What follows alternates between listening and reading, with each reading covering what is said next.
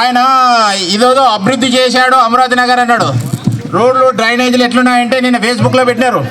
ఏం పెట్టారంటే అమరావతి నగర్లో నీటి సమస్య లేదు, డ్రైనేజ్ సమస్య లేదు, రోడ్ల సమస్య లేదు అన్నారు.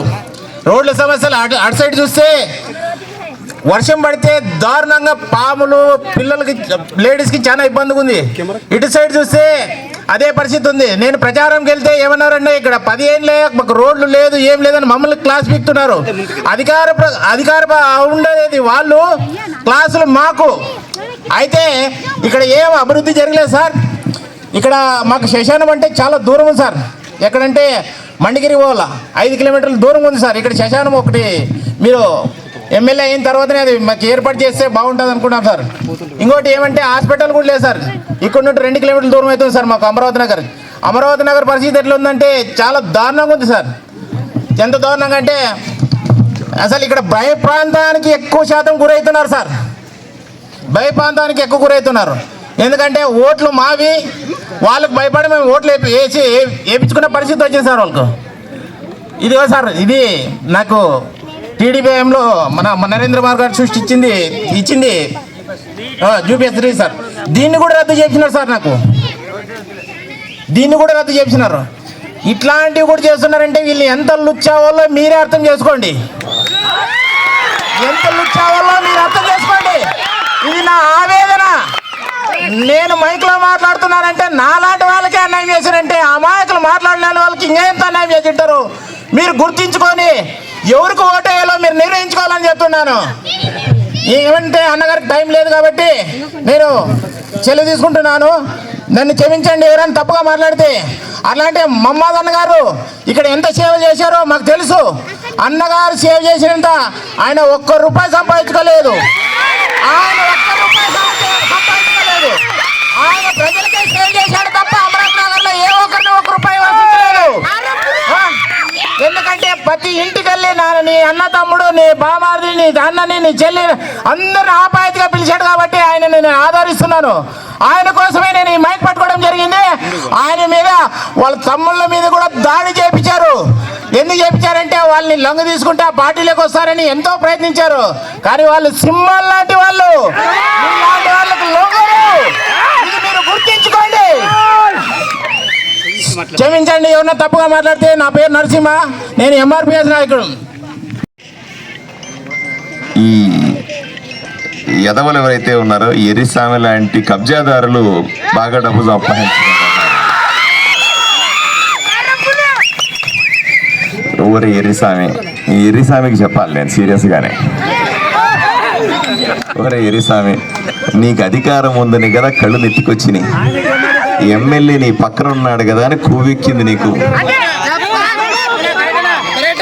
పోలీసులతో కేసులు పెట్టిస్తావా? నా తమ్ముళ్ళ మీద అన్నల మీద నువ్వు దౌర్జన్యం చేయిస్తావా? అమ్మ అక్కలకు సంబంధించినటువంటి స్థలాలు కబ్జా చేస్తావా? ఏం పోయే కాలం వచ్చిందిరా నీకు? నేను మీ అందరి తర్వాత చెప్తున్నా అమ్మ, ఈ ఎర్రిస్వామిడికి చెప్పాలి. ఎర్రిస్వామి, ఇంకా 2 రోజులు నీ ఎర్రి తగ్గించే పని నేను చేస్తా. అమ్మ అక్కలు అందరూ కూడా సిద్ధంగా ఉన్నారు. ఈరోజు అందరూ కూడా చీచీ కొడతా ఉన్నారు. నాకు రాగానే నీ పేరు చదువుతా ఉన్నాను. నేను ఇక్కడ, నువ్వు ఇక్కడి నుంచి వచ్చినానంటా ఉన్నావు. అయిపోయింది. ఇంక 2 రోజులు నువ్వు ఈ ఊరికి ఈ పక్క కూడా రావద్దు. ఇంక చెప్తా ఉన్నా, ఈ పక్క వస్తే కూడా జనాలు రాళ్ళు తీసుకొట్టేలాగున్నారు నేను కదా. అట్లాగా చింపుకుంటాడు. మళ్ళా ప్రభాకర్ థియేటర్ లో టికెట్లు చింపుకుంటాడని చెప్పండి. ప్రభాకర్ థియేటర్ లో తమ్ముడు ఇక్కడ గట్టిగా అరుస్తున్నాడు, అక్క గట్టిగా అరుస్తా ఉంది. ప్రభాకర్ థియేటర్ లో సీట్లు చింపుకునేవాడట నువ్వు. ఈ రోజు టికెట్లు చించుకునేవాడి వెంట ఈ రోజు వీళ్ళందరూ కూడా నీ చెల్లి సీటు చేసేలాగున్నారు, నీ పేపర్ దించేసేలాగున్నారు, నీ బట్టలు దించేలాగున్నారు. నువ్వు ఎర్రిస్వామి, నువ్వు ఈ పక్క రాకపోవడం మంచిదయ్యా. ఊరికి తన్నులు తింటావు జనాల దగ్గర. నువ్వు ఎందుకు అవసరం అని అయింది, ఏదో అయింది. 5 ఏళ్ళు నువ్వు ఆడింది ఆట. ఒకప్పుడు మళ్ళీ చెప్తా ఉన్నా ఎర్రిస్వామికి, ఎర్రిస్వామి ఒకప్పుడు డాక్టర్ పార్థసారథి లేడు కాబట్టి నువ్వు ఆడింది ఆట, పాడింది పాట, కబ్జాలంటే కబ్జాలు అన్నావు, బెదిరింపులంటే బెదిరింపులు అన్నావు, పోలీస్ కేసులు అంటే పోలీస్ కేస్తున్నాడు. అవునమ్మా, ఈరోజు డాక్టర్ పార్థసారథి ఇక్కడ ఉన్నాడు, అమరావతిలోనే ఉంటాడు. ఏమ్మా, ఏ కష్టం వచ్చినా ఎర్రిస్వామితో, ఏ కష్టం వచ్చినా ఎర్రిస్వామి ఎవరికన్నా ఫోన్లు ఇచ్చేసినా, ఎవడైనా బెదిరించినా, ఎవడి స్థలం కబ్జా చేసినా, ఎవరికన్నా పెన్షన్ ఇవ్వలేదన్నా, ఎవరికన్నా పట్టా ఇవ్వలేదన్నా, నోటికొచ్చింది మాట్లాడితే నాకు చెప్పండి, మళ్ళీ అమరావతి, మళ్ళీ ప్రభాకర్ థియేటర్ పంపించి ఏమంటారన్నా మీరు చెప్పండి. మళ్ళీ ఆడికి పంపించాల్సిందే. ఆడ నుంచి వచ్చినాడో మళ్ళీ ఆడికి పోయి టికెట్లు చింపిస్తే తప్ప మారేలాగలేడు ఈ మనిషి. ఏం భయపడకండి. ఒకప్పుడు నేను లేరు కాబట్టి ఆటలు సాగినాయి. ఈ ఒక్కరోజే ప్రచారం, లాస్ట్ రోజు. రేపు మీరంతా కూడా అన్ని సర్దుకుంటారు. సోమవారం పొద్దున వెళ్ళి ఒక్కసారి కమలం పువ్వు మీద గుద్దితే ఒక్కసారి ఎర్రిస్వామి ఏంది, సాయి ప్రసాద్ రెడ్డి ఏంది, తుక్కులై ఎదురు పడతారు. సోమవారం సాయంకాలానికంతా వాళ్ళ తలరాతలు మార్చేస్తామని మీకు అందరికీ నేను హామీ ఇస్తా ఉన్నా. ధైర్యంగా ఉండండి. ఒకటి చెప్తున్నాను, వీడి ఎర్రిస్వామి కాదు, తిప్పేస్వామి కాదు, సాయి ప్రసాద్ రెడ్డి కాదు, వీళ్ళందరూ కూడా ఈ చెట్టుకు తల కిందలు ఏలాడినా సరే నేను 4 రోజుల్లో ఎమ్మెల్యేని. అమ్మా, అక్కలారా మీకు అందరికీ చెప్తా ఉన్నా, తమ్ముళ్ళారా మీకు అందరికీ చెప్తా ఉన్నా, చూడు, మిమ్మల్ని కాపాడుకోవడమే నా ప్రధాన లక్ష్యం. అమ్మా, నేను డబ్బులు సంపాదించుకోవడానికి ఎలక్షన్లోకి రాలేదు. డబ్బు సంపాదించుకోవడానికి ఏళ్ళలాగా దరిద్ర పనులు చేయడానికి ఎలక్షన్లోకి, రాజకీయాల్లోకి రాలేదు. కేవలం పేదవాళ్ళ కష్టాలు తీర్చడానికి, మీ కన్నీళ్లు తుడచడానికి, మీకు ఇబ్బందులు ఉంటే చెప్పడానికి మాత్రమే నేను వచ్చినాను. కంగారు పడద్దండి. నాకు ఇంకా తమ్ముడు వస్తా ఉంటే కారులో చెప్తా ఉన్నాడు, ఈ ఎమ్మెల్యే ఇంటికి పోతే ఈ ఎరిస్వామి వీళ్ళంతా ఉంటారట, మనమందరూ కూడా చేతులు కట్టుకొని గేటు దగ్గర ఎండలో నిలబడుకోవాలంట. వీడేమన్నా ఊడి నుంచి పైనుంచి ఊడి పడినాడా చెప్పు తల్లి నువ్వు. వీళ్ళు మనుషులు కాదా? ఆయన నుంచి ఊడి పడిన దేవుళ్ళు ఇలా ఏమన్నా కదా? దేంతో కొట్టాలి చెప్పక్క? నువ్వు దేంతో కొట్టాలి చెప్పక్క? అక్క చెప్పుతో కొట్టాలంటా ఉంది. అంతేక్క, ఎవడు కూడా అయ్యా, అమ్మ, అక్క, మీరందరూ కూడా మాకెందుకు ఓట్లు వేస్తారు? మాకు ఓట్లు వేసేది ఎందుకు? మీకు ఏదైనా కష్టాలు వస్తే తీరుస్తామని, మీ గ్రామంలో కానీ, మీ వార్డులో కానీ డ్రైనేజ్ సమస్య తీరుస్తామని, ఇంటింటికి కొళాయి ఇస్తామని, మీకు పట్టాలు ఇస్తామని, ఇళ్ళు ఇస్తామని, మీకు ఏదన్నా ఎవడన్నా ఇబ్బంది పెడితే మా దగ్గర చెప్పుకుంటారని, ఏదైనా కష్టం ఉంటే మీ కన్నీళ్లు తుడుస్తామని కదా మాకు ఓట్లు వేస్తారు. ఎమ్మెల్యే ఇంటి దగ్గర పోయి చేయగట్టుకొని నిలబడేది ఏంది? ఆ ఎండలో నిలబడేది ఏంది? గేట్ దగ్గర నిలబడేది ఏంది? వాడు పోలేనిది ఏంది? రేపు ఎలక్షన్లు అయిపోయిన తర్వాత ఎమ్మెల్యే ఇట్టే వస్తాడు, ఎరిస్వామి ఇట్టే వస్తాడు. మీరు పోలే అనండి. ఏమ్మా అంటారా లేదా? అని ఇట్టే నడిచి వస్తూ ఉంటాడు. మీరు పోలే పక్క జరగరా అని చెప్పండి. గుర్తుపెట్టుకోండి అమ్మా, మీరు ఎప్పుడన్నా సరే, నేను ఎమ్మెల్యే ఎట్లాగవుతాను, మీరెవరన్నా మా ఇంటికి వస్తే నేరుగా మా ఇంట్లోకి రావాలా, నా పక్కన సోఫాలో కూర్చోవాలి, మా ఆవిడతో మాట్లాడుకోవాలా, మా బిడ్డలతో ఆడుకోవాలి, మీ పనులు ఏదైనా ఉంటే సంతకాలు పెట్టుకొని పోవాలా. అట్లాంటి రాజకీయం చేస్తా. మీరు ధైర్యంగా ఉండి, మీరందరూ కూడా నాకు అక్క చెల్లెళ్ళు, మీరందరూ అంటే నాకు ప్రేమ, ధైర్యంగా ఉండాల్సిందిగా చెప్తా ఉన్నాను. అంతెందుకు, ఇక్కడ ముస్లిమ్స్ చాలా మంది కనబడతా ఉన్నారు. भाई बहन, आप एक बार सोचिए अम्मा, एक बार भाई बहनों को उसकी हिंदी में बात करता और अच्छे रहता ना जी. दो बात ऐसी अम्मा आपके सामने 2 बात रखना चाहता हूँ अम्मा. अभी तक जो भी नहीं, आप कभी एमएलए एरिस्वामी कभी हिंदी बात करके सोचे क्या अम्मा? कभी देखे क्या? कभी देखे अम्मा? आप ये बात नहीं कर सकते. मैं ऐसे बोलता हूँ, जिस लोगों को, एमएलए को, एरिस्वामी को, इसको, जिसको आपको भाषा समझ में नहीं आता, आपके दिल के अंदर दर्द कैसे समझ में आता बोलिए? है ना जी? पता नहीं, जिसका आपकी भाषा है हिंदी, आपका भाषा जिसको समझ में नहीं आता, आपकी भाषा बोलने को नहीं आता, उसका आपको दर्द कैसे समझ में आएगा?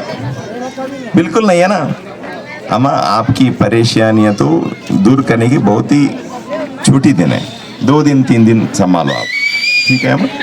आप जब मुझे वोट देना चाहते हैं, जो वोट देना चाहते हैं, मुझे साइकिल के ऊपर नहीं, फूल के निशानी के ऊपर वोट डालना है अम्मा. एक बार सबको बोलना है ये फूल की निशानी के ऊपर वोट डालना है సంబంధించినటువంటి అక్క చెల్లెలకి అన్నదమ్ములకి భాయి బహనో అందరికీ ఇదే సమస్య ఉందమ్మా. నేను గ్రామాల్లోకి వెళ్ళినా వార్డులో ఏ వార్డుకు పోయినా సరే ఇట్లా చెల్లెళ్ళందరూ అమ్మలందరూ కూడా నా దగ్గర వస్తారు. మరుగుదొడ్లు లేవంటారు, పట్టాలు లేవంటారు, ఇళ్ళు లేవంటారు, డ్రైనేజీ ప్రాబ్లం ఉందంటారు. వాళ్ళ భవిష్యత్తు ఏమి తెలియదు, ఏం చేస్తాను. అన్నింటికీ కూడా మళ్ళీ రాజకీయ నాయకులు కారణం అంటారు. ఎన్నిసార్లు మనం ఓట్లు వేసినా సరే ఇదే నేను ఇక్కడ ఉంటా వడ్డే బజారమ్మ మనమని నన్ను ఎవరైనా గుర్తుపట్టిరో లేదో, నేను గత 5 సంవత్సరాల నుంచి ఊర్లో లేను. ఎందుకు అంటే ఈ దరిద్రపు గవర్నమెంట్ గెలిచినందుకు నాకు ఊర్లో ఉండాలని లేక మా అక్క నన్ను ఊరి నుంచి వదిలేపించింది. ఎందుకు అంటే ఈ ఊర్లో మంచోళ్ళు లేరా, నీలాంటి మంచోడు ఈ ఊర్లో ఉంటే ప్రాణానికే ప్రమాదం అని మా అమ్మ మా నాయన భయపడి నన్ను ఊరి నుంచి పంపించేసారు. ఈ 5 సంవత్సరాల తర్వాత ఇదే ఎలక్షన్కి మళ్ళీ తిరిగి వచ్చిన, అది కూడా అన్న సారీ మీరేమనుకోకండి, మీరెవరో కూడా నాకు ఇంతకుముందు ఐడియా లేకుండే. మీ ప్రతి మీటింగ్ నేను అటెండ్ అయ్యి ప్రతి మీటింగ్ యూట్యూబ్లో, ఇన్స్టాలో, ఫేస్బుక్లో అన్నిట్లో చూసి మీరు మాట్లాడే విధానం నచ్చి ఇప్పుడు ఏం భయపడకుండా వీళ్ళందరి ముందు మాట్లాడగలుగుతున్నాను. ఇప్పుడు కూడా మా అమ్మ వడ్డే తాక, అరే ఎవరెవరు ఏమేమి చెప్పుకుంటారు చెప్పుకోండి. వడ్డే తాకికి మా అమ్మకి చెప్పండి, ఈ అశోక్ గారు చస్తాడు పోతే పోతాడు, కానీ సచ్చినా బతికినా జై టీడీపీ, జనసేన, బీజేపీ ఇది గుర్తుపెట్టుకోండి. ఎవరికేం భయపడలేదు. మా ఇంటి ముందు రోడ్లు శాంక్షన్ అయిన రోడ్లు, ఆ రోడ్లు కబ్జా చేసి ఆయన ఇంటికి పోయాక రోడ్డు వేసుకున్నాడు అన్నాడు. మాకెంత బాధ ఉంటుంది. నా జాగా 200 సెంట్స్ నేను 1,85,000 పెట్టి కొనుక్కుంటే ఆ జాగా కబ్జా చేసిరు. కబ్జా చేసి వాళ్ళకి ఇచ్చుకున్నారు. అంత దౌర్జన్యం జరుగుతుంది అమరావతి నగర్లో. ఇట్లా గట్టిగా మాట్లాడితే ఎవడైతే మాట్లాడింటాడో వాళ్ళ ఇంటికి సాయంత్రం మనుషులను పంపించి కొట్టడానికి ప్రయత్నాలు చేస్తున్నారు. మీరు ఎవరికి భయపడాల్సిన అవసరం లేదు. అయితే అవుతుంది, బిక్తే గుత్త వగలలేక అందరిది. మీకు కాకపోతే చెప్పండి. అరే నేను అప్పుడే చెప్తున్నా నీకు, ఎట్లా ఉన్నా ఈ ఎలక్షన్ ఊరికి వస్తా మాట్లాడతా అని మళ్ళీ మాట్లాడటం జరుగుతుంది. అన్న ఇంకా మీరు మాట్లాడండి, నేను సెలవు తీసుకుంటున్నా. కానీ నీ పేరు బసవరాజు, అశోక్ బసవరాజు ఇంత ధైర్యంగా మాట్లాడుతూ ఉన్నారు. వాళ్ళు ఆవేదన కూడా వ్యక్తం చేస్తూ ఉన్నారు. ఏమి అరే ఇన్ని దుర్మార్గాలు చేస్తున్నారని మేము ప్రశ్నిస్తే సాయంకాలానికి మనుషులు వస్తారు, గూండాలు వస్తారు, మమ్మల్ని కొడతారు, చంపేస్తారేమో అని భయం ఉంది. నేను ఒక్క విషయం చెప్పడం మర్చిపోయినా. లాస్ట్ టైము వైసీపీ నాయకులు మా ఇంటికి వచ్చేసి మా తమ్ముడు, నేను, మా అన్న ముగ్గురు ఉన్నప్పుడు ఓట్లు వేయమని అడిగితే మీకెందుకు వేయాలా ఓటు అని ప్రశ్నించినందుకు మీ అందరికి తెలుసో తెలీదో ఇప్పుడు అందరి ముందు చెప్తున్నా వినండి వాళ్ళ రౌడీజం ఎట్లుందో. నేను మీకు ఎందుకేలా ఓటు, అమరావతికి నీళ్ళు ఉంటున్నాయా, అది చంద్రబాబు నాయుడు గవర్నమెంట్ ఉన్నప్పుడు మనకు కుళాయిలు వచ్చినాయి ఇంటింటికి, అది గుర్తుపెట్టుకోండి. నెక్స్ట్ మాకు రోడ్లు లేవు, అమరావతి నగర్లో రోడ్లు చక్కగా లేవని ప్రశ్నించినందుకు, లేడీస్కి మరుగుదొడ్లు లేవని ప్రశ్నించినందుకు మా నాన్నకి ఏం చెప్పారు తెలుసా అన్న? చూడప్పా నీకు ఎంతమంది కొడుకులు అంటే నాకు 3 అన్నాడు మా నాన్న. ఈడెన్నోడు అంటే 2వ అన్నాడు. నేను మహబూబ్నగర్ డిఎస్పీ కూతుర్ని పెళ్లి చేసుకున్నా. అయితే ఆయన అన్నమాట వినండి, నీ 2వ కొడుకు చాలా ఎక్కువ మాట్లాడుతున్నాడు, మళ్ళీ ఏ రైలు పట్టాల మీదనో చెరువులోనో తేలగల, జర జాగ్రత్త అన్నాడు. అయితే మా నాన్న తిరిగి సమాధానం చెప్పిండు, ఈ విషయము నా పెద్ద కొడుకు విషయంలో, నా చిన్న కొడుకు విషయంలో మాట్లాడితే నాకు భయం ఉంటుండేమో, కానీ నా 2వ కొడుకు విషయంలో మాట్లాడితే నాకు భయం లేదప్ప. వాడు పోతా ఒక 5 మందిని వేసుకునే పోతాడు. నా అక్క కూడా బెదిరిస్తున్నాడు. అంటే మా డాడీ భయపడాడు, మా మమ్మీ భయపడుతుంది. వీళ్ళ బెదిరింపులు ఇట్లా ఉన్నాయి ఇక్కడ, దాని గురించి కూడా మాట్లాడండి. ఇద్దరు పిల్లలు బాధపడటం చూస్తుంటే అక్క మీకేమనిపిస్తుంది కదా, బాధ అనిపిస్తుందా లేదా? ఎవడన్నా ప్రశ్నిస్తే పోనీ వీళ్ళు ప్రశ్నించింది, వాళ్ళు ప్రశ్నిస్తున్నది, వాళ్ళు అడుగుతుంది వాళ్ళ కోసమా? కాదు కదా. మీకు రోడ్లు కావాలని, మీకు డ్రైనేజ్ కావాలని, మీకు అన్యాయం జరుగుతుందని వాళ్ళు అడుగుతూ ఉంటే వాళ్ళు గూండాలు కబ్జా చేసి కొట్టి మిమ్మల్ని చంపేస్తాము, మీరు రైలు పట్టాల మీద దొరుకుతారు, లేదా మీరు చెరువులో దొరుకుతారు చచ్చిపోయి అని చెప్పడం, తల్లిదండ్రులకు ఫోన్ చేసి చెప్పడం ఎంత దారుణమో ఒక్కసారి ఆలోచన చేసుకోవాలమ్మా. అమ్మ మిమ్మల్ని సూటిగా అడుగుతామన్నా, వీళ్ళు ఇంకా ఎంతకాలం భరించాలా అని సూటిగా అడుగుతామన్నా. మన బిడ్డలకు భవిష్యత్తు లేదా? మన బిడ్డలు నిజంగా క్షేమంగా ఉండకూడదా? మనకి ఎందుకు అలా జరుగుతూ ఉంది ఒకసారి ఆలోచన చేయండి. మన చేతిలో ఉన్న అధికారం మీ చేతిలో ఉంది, అధికారం మీ ఓటులో ఉంది, అధికారం మీ ఇంట్లో ఉంది. ఆ అధికారాన్ని తీసుకెళ్ళి ఈ సాయి ప్రసాద్ రెడ్డి లాంటి వాడు కానీ ఎర్రిస్వామి లాంటి వాళ్ళ చేతికిచ్చి మనం మన భవిష్యత్తుని, మన బిడ్డల భవిష్యత్తుని, మనకు సంబంధించిన కుటుంబాన్ని వాళ్ళ చేతిలో పెట్టి మనం ఇంత బాధపడాలనా అని ఒక్కసారి ఆలోచన చేసుకోవాలా మీరందరూ కూడా. అమ్మ ఒక్కసారి ఇవన్నీ కూడా మార్చగలిగిన శక్తి నాకుంది. అమ్మ మీరు సుఖ సంతోషాలతో హాయిగా బతికి మీ బిడ్డల భవిష్యత్తుని ఏర్పాటు చేసుకొని మీకున్నటువంటి సమస్యలన్నీ తీర్చగలిగిన శక్తి నాకుంది.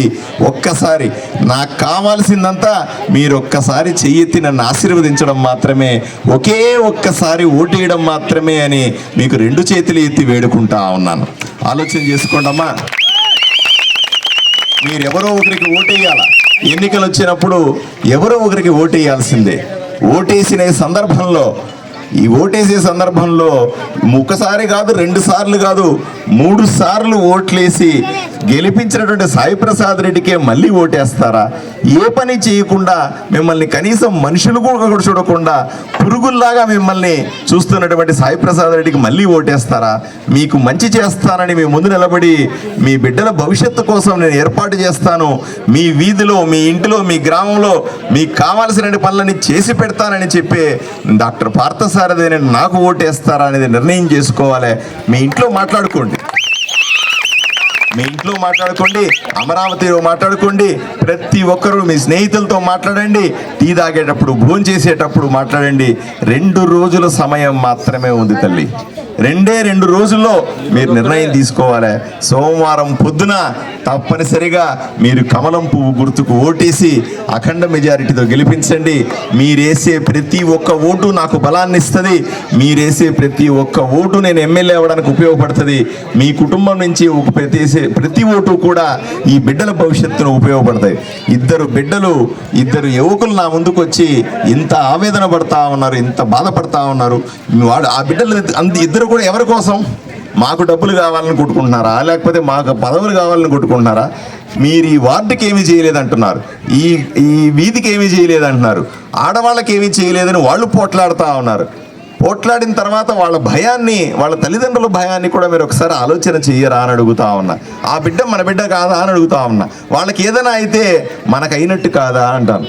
సాయంకాలం రౌడీలు వాళ్ళ మీద పడిన ఈరోజు మీ అందరి సమక్షంలో చెప్తా ఉన్నా, ఎవరైతే ఈ బిడ్డలు ఉన్నారో అశోకు బసవరాజ్ ఈరోజు మైక్లో మాట్లాడినారు, మీరందరూ విన్నారు. సాయంకాలం మళ్ళీ చెప్తున్న, ఎర్రిస్వామి నువ్వు కానీ సాయి ప్రసాద్ రెడ్డి కానీ ఎవరన్నా వాళ్లకు బెదిరింపు కాలు చేసినా, వాళ్ళ ఇంటికి ఎవరన్నా బెదిరించడానికి వచ్చినా, ఆ పిల్లల మీద టచ్ చేసినా సరే దద్దరిల్లిపోద్ది. నేను మళ్ళీ చూపించుకుంటాను. ఇక్కడ ఇదే వార్నింగ్ ఇస్తా ఉన్నా. ఈ బిడ్డలు నా బిడ్డలు, వీళ్ళకి ఏమైనా అయితే నాకైనట్టే. కావాలంటే నా మీద దాడి చేసుకోండి, నీకు చేతనైతే నన్ను బెదిరించు, చేతనైతే నన్ను ఎత్తుకుపో చూద్దాం. అంతేగాని నా బిడ్డల జోలికి వచ్చినా, నా వాళ్ళ జోలికి వచ్చినా సరే మంచిగా ఉండదు. ఒళ్ళు దగ్గర పెట్టుకోండమని ఈ ఎర్రిస్వామికి సాయి ప్రసాద్ రెడ్డికి చెప్తా ఉన్నా. మీ ఇద్దరి తమ్ముళ్ళు, మీ ఇద్దరికి చెప్తా ఉన్నా, నా పర్సనల్ ఫోన్ నెంబర్ మీరు పెట్టుకొని ఉండండి. మీ వైద్యులు అందరికీ నా పర్సనల్ ఫోన్ నెంబర్ ఇచ్చి ఉండండి. నేను ఎక్కడున్నా, ఎంత బిజీగా ఉన్నా, అర్ధరాత్రి పూటైనా సరే ఎవడన్నా మీకు ఫోన్ చేసినా, ఎవడన్నా రైడ్ చేసినా, మీ ఇంటి దగ్గరికి మనుషులు వచ్చినా, ఏ మాత్రం చేసినా సరే 5 నిమిషాల సమయం నాకు ఇవ్వండి. 5 నిమిషాల్లో నేనే వ్యక్తిగతంగా వచ్చి ఇక్కడ నిలబడతా. ఏమవుతుందో తేల్చుకుందాం. వాడో నేను అటు ఇటో ప్రజలను కాపాడుకోవడానికి వచ్చిన, బిడ్డల్ని కాపాడుకోవడానికి వచ్చిన సమస్య లేదు. ఎక్కడా కూడా కాంప్రమైజ్ అయ్యే ప్రశ్నే లేదు. మిమ్మల్ని టచ్ చేయాలంటే నన్ను దాటుకునే రావాలి. ఆ ఒక్క విషయాన్ని గుర్తుపెట్టుకోమని ఈ సాయి ప్రసాద్ రెడ్డికి, ఎర్రిస్వామికి ఇద్దరికీ వార్నింగ్ ఇస్తా ఉన్నా. దయచేసి ఒక్కసారి నన్ను ఆశీర్వదించాల్సిందిగా 2 చేతులు ఎత్తి వేడుకుంటూ సెలవు తీసుకుంటా.